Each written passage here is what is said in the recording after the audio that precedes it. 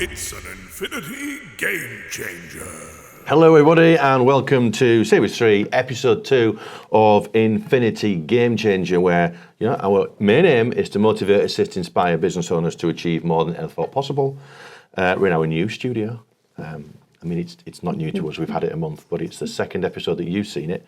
It's Ben and I again, and this is a 15-minute podcast, and it's about the difference between marketing plans and business plans, which is where your real forte comes in.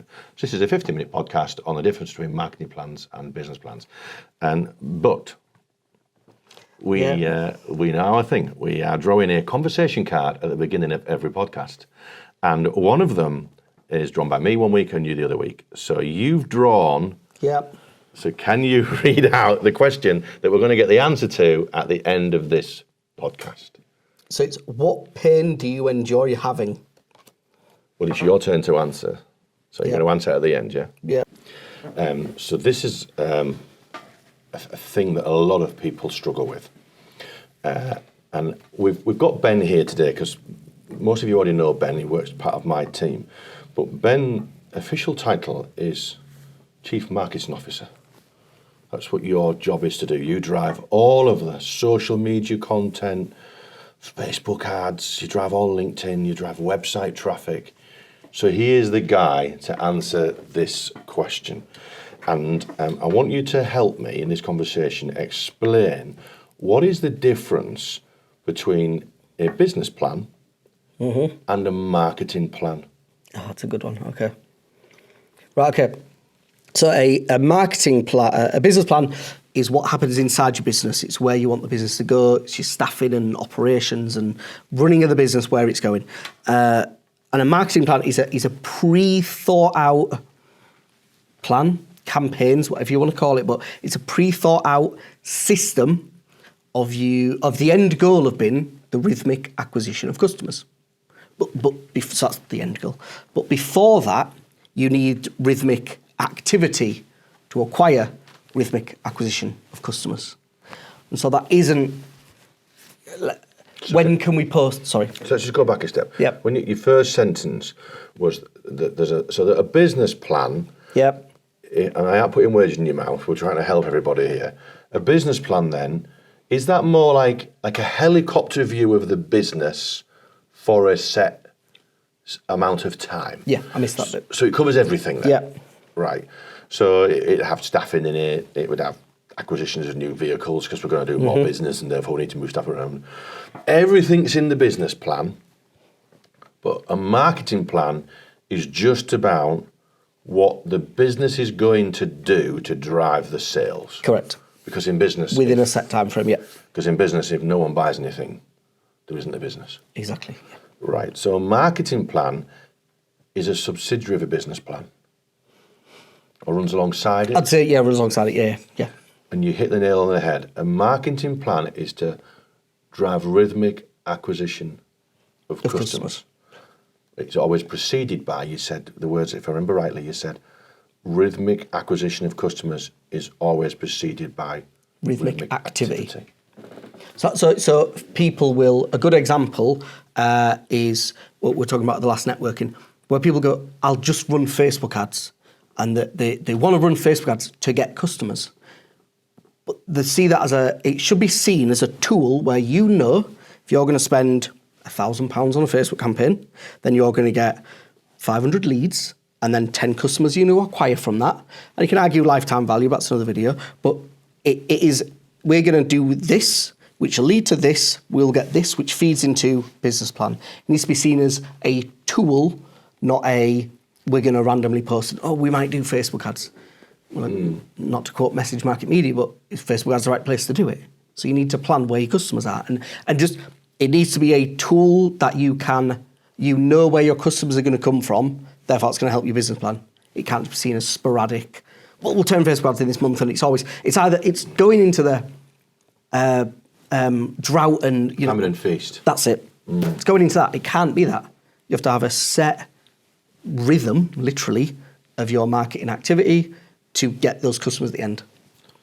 So the business plan then would be a plan for the next 12 months. And let's say a lot of my business is working in the hospitality sector, So we know that Easter bank holiday is really busy.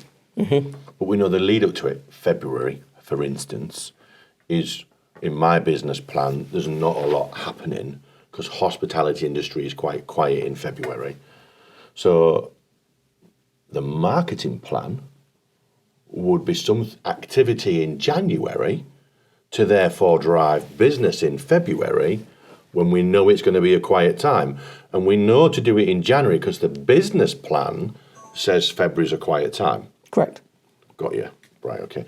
But therefore we do the activity in January, knowing we'll drive it in sales in February. Is that the idea? Bang on. So we use the business plan to tell us when to turn on the marketing plan. Yep. But the marketing plan is a separate document to the business plan, and it's what you are going to do to drive the sales that you need. Yeah. So, yeah, if you're going to timeline both, yes, one will feed into it. Yes. Perfect. Bang on.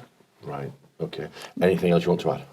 Lloyds Bank started this, and we do it, where they do their marketing campaigns. So they will focus on, and I mean, plenty of the places do it now, but they were the first. We're going to push mortgages. We'll sell anything. These 6 weeks is mortgages, because that's when new buyers that's when they bought, they did the research. And we're going to run insurance, because we know a lot of people have bought houses. In January, they talk about remortgages, because money's a little bit tighter and people might want to change. And so marketing campaigns also is a great thing to plan out, aligning with, as you said, your business plan.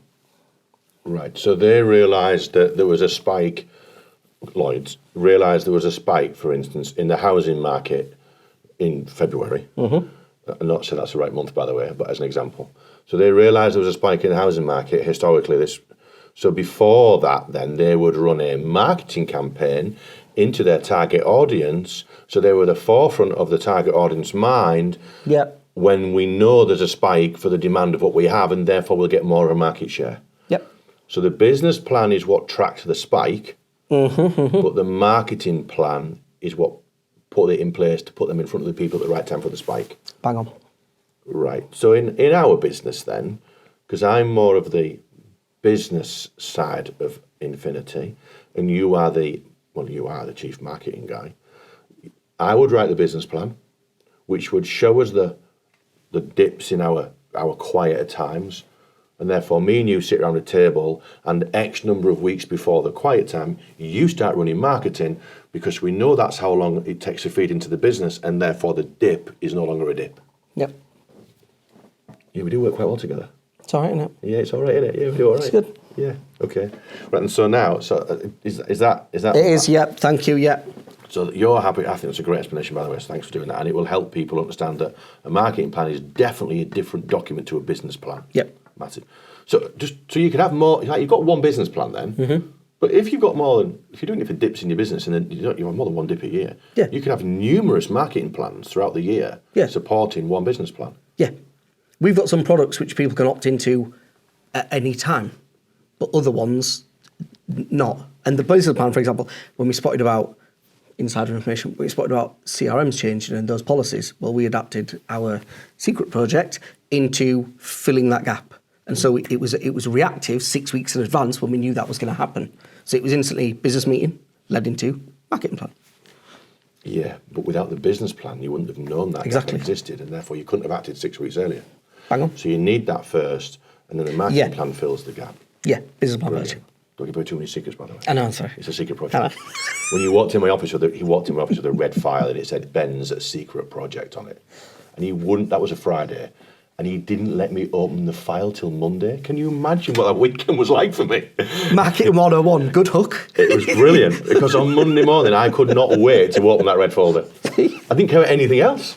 Anyway, so you are a chief marketeer, and you're even marketing to me. Right, so let's go back to the beginning, where we picked the conversation card. Yeah. I am eager to know the answer. Let's read out the question again. So it was by Russell Howard. And it was, what pain do you enjoy having? That's right. What's your answer? I wanted to like a running analogy or something like that. But actually, the biggest pain would be it's stepping out of comfort zones, being a little bit uncomfortable, but going to events. I am behind a keyboard man, behind a screen, but going to events and networking and forming those connections. We made some amazing learning and connections from those events. So the pain would probably be the uncomfortableness of getting out your comfort zone, but it is for the end goal, and it does grow you as a person. So I'd say getting out your comfort zone to grow yourself. Okay. That's my answer. That's a really good answer, actually, because people sit in a comfort zone, because that's what it is, a comfort zone. Yep. But you are great at events, but you're not comfy there. No. That is crazy, because people are drawn to you at the events we do. And they'll come looking for Ben. Yeah. But yeah, just... Okay, so get out of your comfort zone. Yep. Your answer, right? Okay. Well, that's it. That is this is series 3, episode 2. Yep. Of the Infinity Game Changer. Are we back next week? Yep. Back next week, guys. Bye. It's an Infinity Game Changer.